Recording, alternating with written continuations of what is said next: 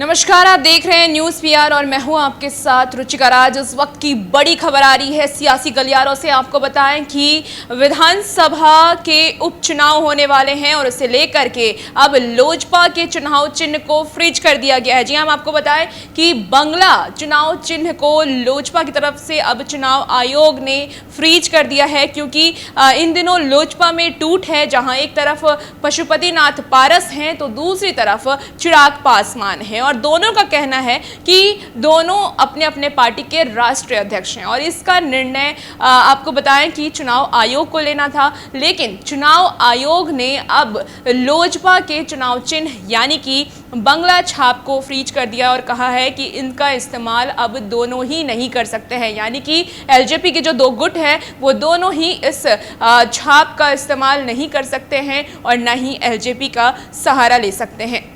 साथ साथ आपको बताएं कि चुनाव आयोग ने एक बात और साफ कह दी है कि 8 तारीख तक वो इस बात को क्लियरली बता दें कि दोनों में से कौन राष्ट्रीय अध्यक्ष हैं और कौन अपने उम्मीदवार अपने पार्टी की तरफ से उतारेंगे। इसके लिए सीधे तौर पर आज चुनाव आयोग ने एलजेपी को एक निर्देश दे दिया है। सबसे पहले हम आपको बताते हैं कि निर्देश में क्या कुछ चुनाव आयोग ने एलजेपी को कहा है। चिराग पासवान और पशुपतिनाथ पारस में से किसी का भी गुट लोक जनशक्ति पार्टी के नाम का प्रयोग नहीं कर पाएगा। दोनों में से कोई भी गुट लोजपा के चुनाव चिन्ह बंगला का उपयोग नहीं कर पाएगा। दोनों गुटों का अलग अलग नाम होगा। वो लोक जनशक्ति पार्टी से लिंक कर अपने गुट का नाम रख सकते हैं, जैसे लोजपा चिराग या लोजपा पारस।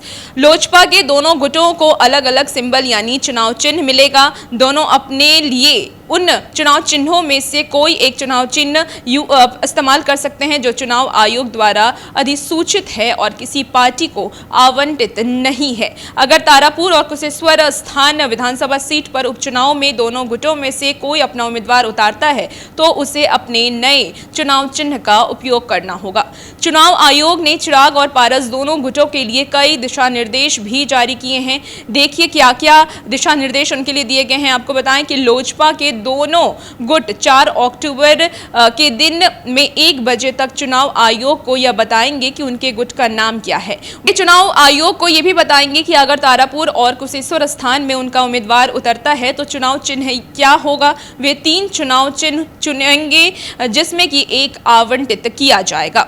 तो आपको बताएं कि इस तरीके से अब चुनाव आयोग ने लोजपा को ये निर्देश दे दिए हैं। साथ साथ उनका कहना है कि इन्हें चुनाव चिन्ह चुनने का मौका दिया जाएगा और अब लोक जनशक्ति पार्टी का इस्तेमाल लोजपा के दोनों गुट नहीं कर सकते हैं, यानी कि ना चिराग पासवान इस्तेमाल करेंगे और ना ही पशुपतिनाथ पारस इस्तेमाल करेंगे। अगर दोनों को अपने अपने गुट के उम्मीदवार उतारने हैं तो लोक जनशक्ति पार्टी चिराग और अलग पारस अपने अपने नाम से अपने उम्मीदवार उतारेंगे और अलग अलग चिन्ह से भी अपने उम्मीदवार उतारेंगे और इसकी बात अब चुनाव आयोग की तरफ से कर दी गई है। साथ साथ आपको बताएं कि 30 अक्टूबर को मतदान होने हैं और 2 नवंबर को इसकी घोषणा कर दी जाएंगी, यानी कि कौन विधानसभा चुनाव से जीता हुआ उम्मीदवार होगा, इसकी घोषणा कर दी जाएंगी। अभी सिर्फ जदयू की तरफ से उम्मीदवार फाइनल किए गए हैं, ना ही आरजेडी की तरफ से हुए हैं, ना ही जाप की तरफ से हुए हैं और ना ही एलजेपी की तरफ से हुए हैं। अब तक कहा यह जा रहा था कि एलजेपी की तरफ से चिराग पासवान की तरफ से उम्मीदवार उतरेंगे दोनों विधानसभा सीट पर, लेकिन अब